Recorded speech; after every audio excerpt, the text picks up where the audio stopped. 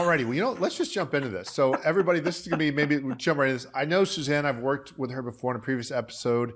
She's awesome. And she's going to talk a lot about her journey with really just getting more focused on what's most important in life. I'm going to let her lead it more. We'll have all the bio stuff in there. She was/is an amazing entrepreneur, but who maybe perhaps, and she'll tell you more, got a little too serious with it, had some life stuff come up, as it sometimes does.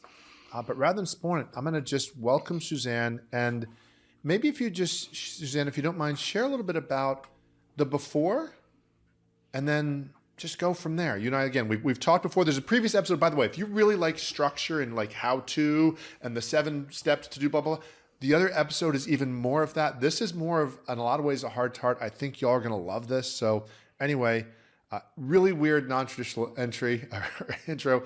But Suzanne, maybe you just share a little bit, and I'm going to stop fumbling and let you talk. Oh, I love that intro, and I especially like non-traditional because I went from traditional to non-traditional, and what happened was that I discovered happiness. And I discovered happiness through the greatest crisis of my life, which was, pretty non-traditional, right? So, to begin at the beginning, 10 years ago, I was a driven entrepreneur with a mid-6-figure business, working as a coach, a marketing coach for coaches and therapists, teaching people something called the spiritual marketing quest. And I would do these big events with several hundred people in them, and get up on the stage and sell $25,000 coaching programs and sell them, and sell a lot of them. And I thought that was my highest goal, and I thought that was going to really make me happy. And in fact, Wade, it made me nuts. It made me so stressed out. It made me forget who I was. It made me brutish, I would say, somewhat of a bully to my staff. It made me feel like I was never scrambling fast enough or doing enough to keep up with my business because I was coaching 8 hours a day. I was completely burned out. And just to make the stress level higher, I was in a toxic relationship. Now, I had given up my old life and moved from upstate New York to San Francisco. I'd come out as a lesbian and redone my whole life 2 years prior. And for those previous 2 years, I was booking it with this business. It was really working. It was taking off. I was partnered with a really smart, good coach in San Francisco who I did this business with. And, we finally got to the point where we couldn't sustain it. We just were burned out, and we actually closed the business and walked away. That was July of 2012. In August, and in May of 2012, the toxic relationship, which I had just given up my apartment and moved for to live with this person, that ended 2 months after I moved in. So that suddenly fell apart. So by the end of July of 2012, I had no business, no relationship, and no home, because I had had to move out of this apartment.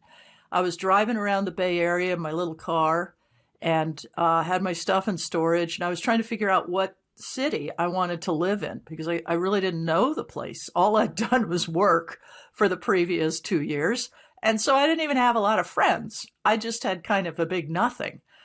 And what happened next was that my 22-year-old daughter, Teal, who had moved to the Bay Area to join me out there just for an adventure, well, she dropped dead from a medically unexplainable cardiac arrest.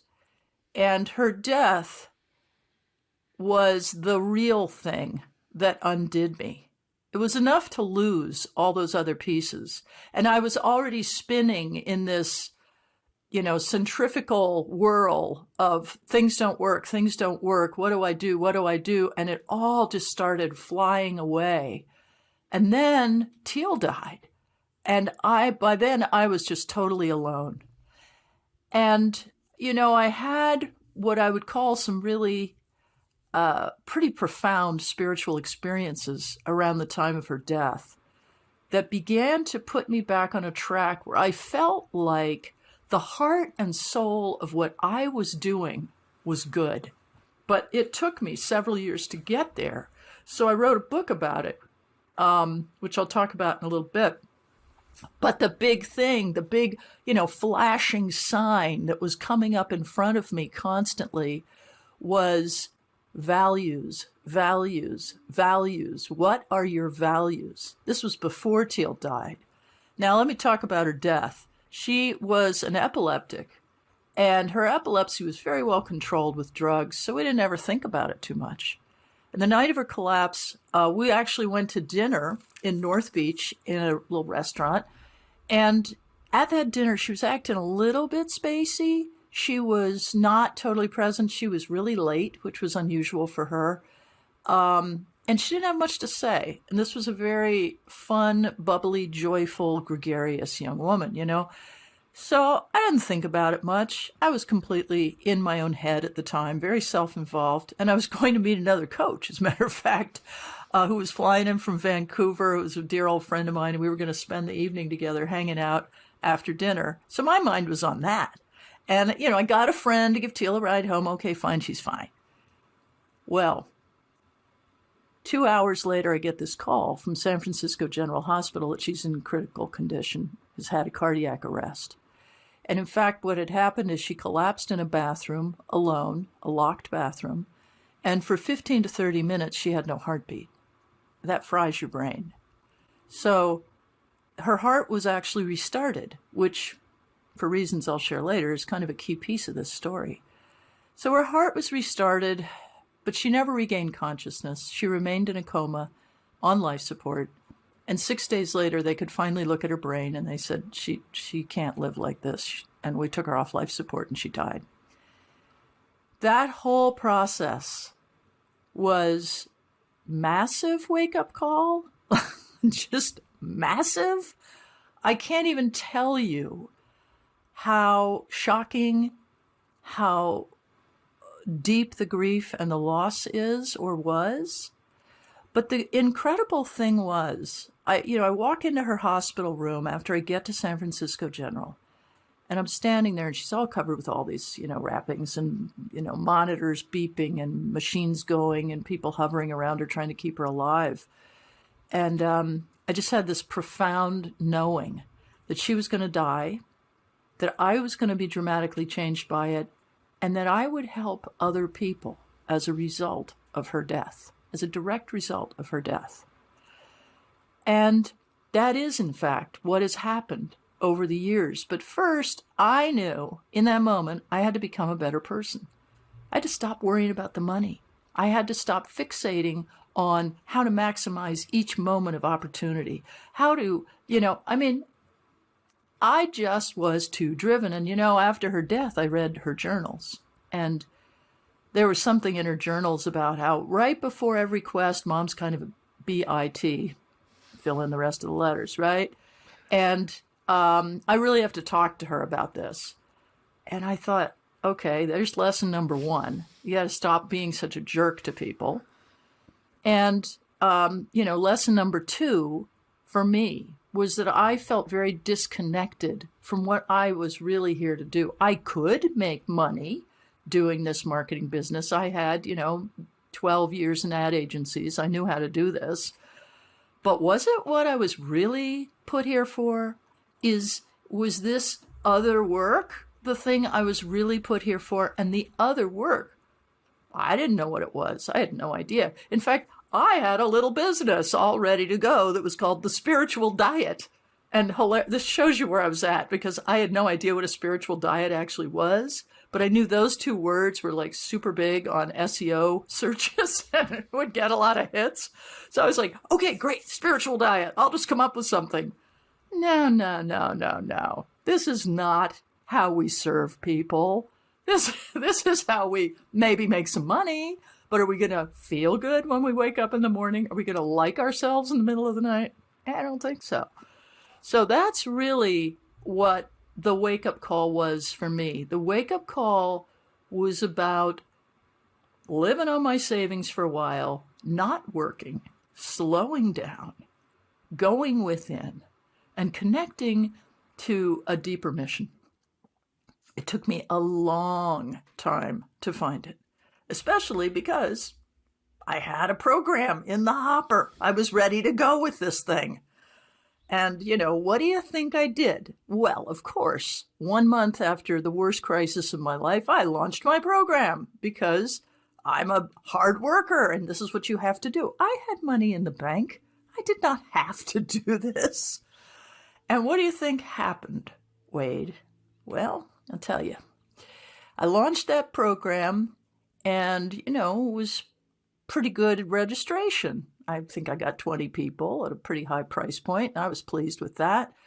And I set about, I built this brand new learning management area, and I go into the learning management area. Well, suddenly the next morning, everybody's refunding. And they're refunding because the learning management program is gone. And it's gone because a hacker took it. A hacker broke into my site and dismantled the whole thing. 5 times that week, the webmaster put it back, and every time it was dismantled, no matter what we did. The 6th time, the hacker's malware started to eat the webmaster's hard drive. So then I was like, okay, I surrender. I will not. I'm listening to you, great universal spirit in the sky who guides all businesses. I am not going to do this. I surrender. No business. No, not doing it. And from then on, I realized I wasn't going into any business unless I felt connected to real purpose and even to my spiritual guidance about it. I was teaching spiritual marketing and spiritual dieting and all these things, but I was about as spiritual as a pinky. I was not a particularly spiritually oriented person. That's what's so very ironic, because Teal actually was. Teal was a very different sort of person. And she went around the world by the time she was 22 with her little guitar and her backpack. And she had played, she was a blues singer. And she would pull out her travel guitar and play on the streets of, Bangkok, Ghana, all over the world. And she loved people, and she had no particular ambition. She just wanted to connect with the larger world. And she believed in oneness, and she believed that people were fundamentally good. And she really wanted to be a healer, which is why she came to San Francisco. And the day after her collapse, she was going to begin doing what she felt would train her to become a healer. And, it was kind of became my mission, basically, to figure out how to convey some sort of healing work that would help me help other people. I was really trying to come up with a plan. And of course I was grieving. When you're grieving a great loss, part of your brain is disabled. And it's the part that makes decisions, that understands what to do next, that your executive function is shot. And so it was sort of like I kept trying to run a race with a sprained ankle. I just couldn't really do it. And, finally I had to just surrender to my grief and allow myself to completely grieve, go offline. I had a coach at the time, a business coach, who just finally said, "You're not allowed to do anything for the next month." And I was like, okay. And I didn't do anything for the next month. And then it became 2 months. And then it became 2 years. And I didn't do anything except take care of myself and work on becoming a better person. And I read a lot of books, and I went to support groups, and I did some 12-step recovery. I did all kinds of stuff that I felt would help me get over this lack of a soul, for better or for worse, this idea that I was all about the money and that I wasn't able to treat people kindly. And in the process, I was led on this wild journey back to my own healing. I started writing the book. It's called Free Spirited, How My Daughter Healed Me from the Afterlife, because I needed to really stop and record what was happening to me. And the crazy thing is, I thought I was going to write that book in a year. Well, actually, I worked on it for 8 years because the story kept unfolding. 5 years after her death, for instance, or I guess it was 3 years after her death, we heard from the young woman who we had donated her organs. So we heard from the young woman who got her heart and her kidney. And that young woman wrote us the most beautiful letter about Teal, about who she had become in her illness. For 8 years, she'd never been able to even go to college. She was 19 and she got sick from a virus that gave her congestive heart failure. 8 years she waited for that heart, and she finally got it. And suddenly she had a whole new life. She could go to college. She could get a degree. She had big plans. Now, let's see. That was about 2016 that we heard from her. And in 2017, I met her on the very beach where we scattered Teal's ashes. And it was just this kind of surreal experience, because here was somebody who just seemed like a thriving, normal, happy young woman. And crazily enough, I felt a little Teal connection to her, but I felt really motherly towards her. I remember emailing her, now be sure to bring your hat and your gloves. Now, this is somebody who'd grown up in Northern California, been there a lot longer than me, And she was just a love. Her mom and I then, one of the things that tumbled out of this whole experience is I've been a professional speaker for 25 years, and I was invited to start giving speeches about the experience of donating Teal's organs and connecting to her recipients at various conferences, some of which were connected to organ transplantation. And I was really speaking to the people who did that work. So then I connected with her mom, and her mom and I became great buddies. And then we started doing those talks together. And the mom basically said, I can do the talks, but I may have to wear a diaper because I'll be so terrified. And we got through it, and she did great. She really did great. And I'm proud to say she's my friend to this day. We're very different people, and it doesn't matter because we are connected through love and through compassion and through understanding that we all swim in the unified field of love, that there is this connection between all of us. One of the things that, when people listen to this, and again, you and I have done a different episode that's a little more tactical, you more speaking in the coach's voice as opposed to the sort of almost like more the first person of it. But, it's interesting because there's so much to coaching, and you're the first person I've ever heard of a certain level of experience say what I've said about the coaching profession for years, and I've been a coach for years, is that, sometimes coaches can be too persuasive. Sometimes there are situations where it can be tough when, I remember one person who did marketing say, if you're good, he was a copywriter, and he said, well, if your stuff is good and it helps people, you have a moral obligation to get it into their hands. And it was kind of like, okay, it's kind of clever copy. In a way, it's like, I happen to believe you have an obligation to do your best to make them aware of it. To make them buy it, for me, I kind of draw the line there because I don't know their own situation. And yet I understand that. And what's so interesting to me about what you're saying, is, to your point, if you're in the coaching field, if you're in the marketing field, I'm in a little bit of both, there's this sense that the work in and itself will fulfill us. And I find work can be very fulfilling. And yet there's that idea that people will sometimes say, whatever you would do if you had all the money in the world, that's your soul work. And I've said, no, to me, that's your ideal lifestyle. That's not necessarily your soul work. Your soul work is, would you get up at 3 a.m. to feed the baby, even though nobody's paying you?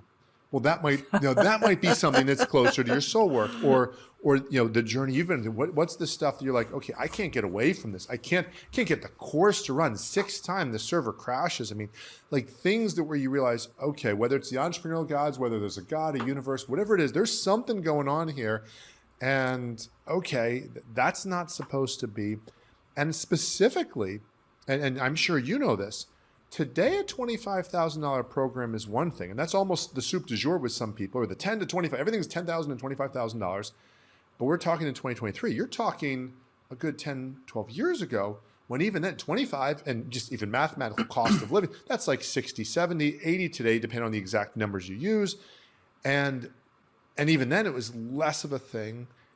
And so, and then also, as you and I both know, coaching 8 hours per day, somebody who doesn't know the field might say, well, you do anything for 8 hours a day. Coaching 3 to 4 clients, 3 to 4 hours to me, if I'm fully in, that's all I can do. I do at most 2 of these interviews in a day. I've made the mistake a couple of times where I've had 3 podcast interviews where, like, say I gave 2, or I hosted 2 and then was on one. I didn't, it's like, it's easier to be on one. And it's like, well, no, that takes a lot too. And so I just think just all of it, and you already mentioned it, which I think was so great about the idea about what are your values, that even before, because somebody could say, and I guess what I'm trying to do is bring this also to the person who says, well, my daughter didn't die, so now I can't, resonate with what Suzanne's saying. It's like, well, hold on. Even before that tragedy happened, there's already writing on the wall that other things aren't working, and the things that we're being told, and even as coaches, and there's so much that can be noble about the coaching profession. And yet that whole idea, I just always think of the movie The Devil's Advocate, if you've ever seen it. And at the end where, long story short, without spoiling it, the character kind of gets caught back in the loop, like he's right back at the beginning of the whole movie. In one way, I won't go into the whole details of it, but Al Pacino's, who plays the devil, says something to Keanu Reeves, and all of a sudden you realize he learned everything, but he learned nothing. He's right back to square one. Right. Okay, so I want to say something about this because your points are so great. After Teal died, I started writing all these Facebook posts. Remember, we all used to write Facebook posts? Well, they wrote these really long form ones, and I've been a writer for, now 40 plus years, so it was easy for me. I wrote one about the shame I felt from what I thought was overcharging for something that was not my soul work. It was hugely popular, became viral because nobody was talking about this at the time. And there were heavy people in the coaches marketing space commenting on it and kind of like, whoa, wait a minute, what, and protesting. And it just started this little storm. And that was 2010. No, that was 2012. I realized that there were people I had coached in my marketing business before the Spiritual Marketing Quest, where I was just helping people brand and set up their businesses and choose their offers and such. And by the way, I do not do that work anymore and have not since 2012. But at the time I was doing it, I coached a well-known coach because we went on a walk and she said to me, how can I earn $10,000 a month? This was somebody who was just starting. And I told her my best shot. And before I knew it, she had a $5 million business and was charging $150,000 for her coaching program and suggesting people mortgage their homes. Wow. That's wrong. That's what we're talking about. I'm not against people earning lots of money, but please understand the power of how you are impacting people. I think a lot of people were able to make money from that kind of coaching. And what about their mortgage? What about their equity in their home? What about their retirement plan? What about the fact that maybe they didn't all stash it away? I remember there was a popular guy who, at the time, who was teaching people how to make more money. And I got to know him personally, and he suggested that the book to follow was something written called The Art of Persuasion. And this had been written many decades earlier. Maybe you've heard about this book. But it was basically about seduction. Okay. And here were coaches who were emotionally available, sensitive people who were being brought forth as sort of sacrificial lambs, if you will, because they're so open and trusting and had gamely gone into this profession believing they were here to help people, but really a lot of them not so skilled with the marketing. And here's this internet marketing was a whole new thing then. We didn't have, Insta reels and lives and all that kind of stuff. We just had, good old Facebook and Twitter and, all of this question in the air about how to actually effectively share this soul mission you have. And people, the thing that made people really vulnerable is they felt so deeply their mission that they were convinced, Yep. oh yeah, I just have to get the right program. The big illusion is that we have these goals and the goals are going to make us happy and we're just going to be awesome and it's all going to be just the way we want it. But really, in real lived experience, what makes us happy is often quite surprising, and our body is telling us. You know, Teal did a lot of writing in her journal about tuning into your body. Also being, be and you know. She wrote that phrase on many pages in her journals.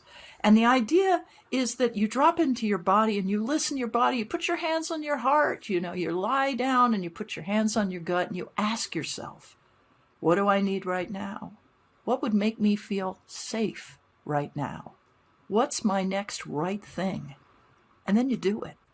And often it isn't this big overwrought thing. You know, we have been designed to deliver greatness for ourselves and for other people. But we don't tap into that power because we think it's all coming from here, from our heads. But it's actually coming from our hearts and our souls and our entire bodies. They are beautifully calibrated instruments that we don't treat with enough respect.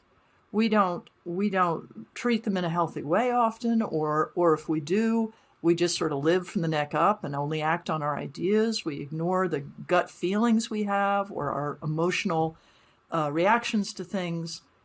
Now, you coaches are a very emotionally intelligent group, but living with full awareness and the willingness to go back to something very basic and small and let go of the clients that don't work for you, that make you feel bad, that make you feel controlled and manipulated, and you're hanging on to them because you think you need the income. Letting go of the idea that you have to have a certain, big, nut every month. What if you just felt into what was really right? And you ask the universe or God or whoever you acknowledge to guide you towards the next right thing. That's really what it's about. It's about detaching from some of our own best ideas, really, and being more in flow, in presence, and just being. Awesome. Yeah. And that's been my experience. So, just so you'll know, so when we got to the beginning of this interview, Suzanne's like, okay, so how woo-woo are we going with this? And I said, I'm good with wherever, because I've written books about listening to guidance from the divine and that sort of stuff. And again, I can't prove it, but it works for me. So for some of y'all, this will resonate. Some of y'all, maybe this doesn't, but I can say this, and I've not had the experiences that you've had, Suzanne, but I've had my experiences. I'm 51. I've been on the planet a little bit. And for me, that's been the toughest thing, is the idea of having experienced enough times, 23 years now as an entrepreneur, and I genuinely feel blessed. When you say, people are like, oh, hashtag blessed, now he's BSing. No, I know I'm not this smart. I'm not this smart because I've made really stupid mistakes. I've lost truckloads of money on really stupid stuff. I'm blessed I have parents that support me. And yet, most of the times, my software business that has generated 60, 70% of my income over the last 20 plus years, that was me listening to one client. It's not what I wanted to do. It's so aligned with my talents. It so flows for me. And actually, when I do the work, it's very meditative for me. And so there's just certain things that I've just found, okay, can I get out of my own way? Can I listen? Can I connect? Mm-hmm. I know Wayne Dyer would say, can you keep clear that connection and just be open to hearing. The worst things I've ever said to people is when I'm not that. The worst decisions is either when I'm fatigued or I'm not. And yet when I'm centered, anything I have, in my case, my addiction is a minor one. It's sugar, and just, I don't have that when I'm connected. And I've talked with other people who've had, more serious addictions say, Wade, when I'm connected with whatever that thing is, I don't have those issues. And so as much as some people will sometimes dismiss them, I can tell you that my experience aligns. I almost feel like I'm trying to give a testimony as if what you're saying is not powerful enough, but so much of it that I've just found, look, the money's good. But I guess what I'm hoping for those of y'all who are listening will just hear the idea of, keep that balance and maybe speak to that. So what is that balance? So now, you've not shunned off the world. You're not living in a cave somewhere. You're still using technology. So this is not one of those, okay, she left and then she said the whole world's wrong and forget them all. And what does it look like now?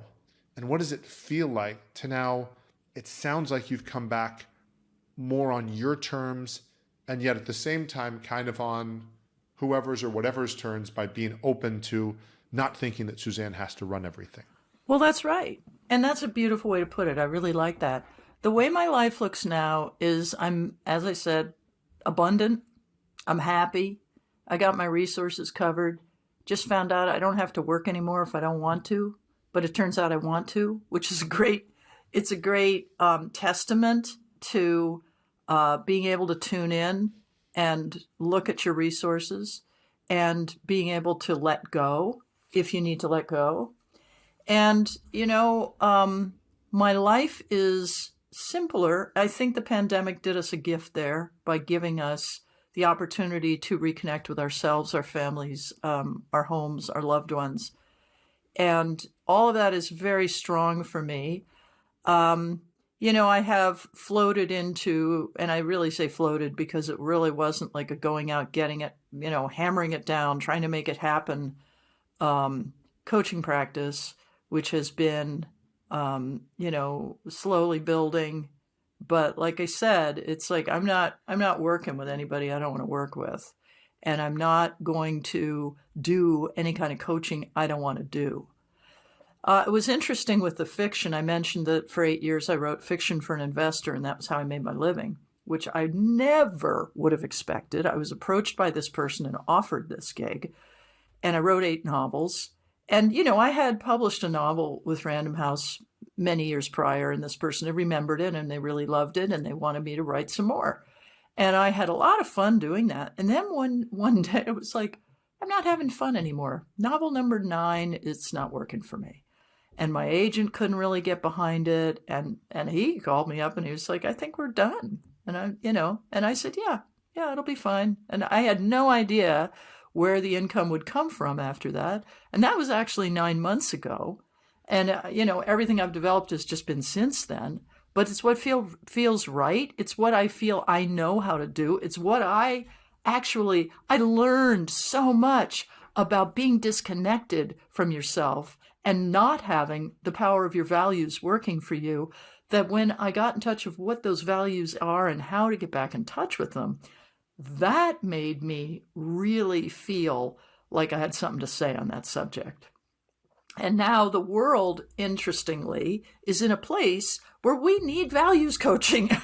we need to reconnect and be in what Teal called the unified field of love. We need to get back there, and we know it. And the opportunity is coming because all of the structure and split and divisiveness in this world is pushing us to a place where it's just becoming unsustainable, and we know it, and it's going to change.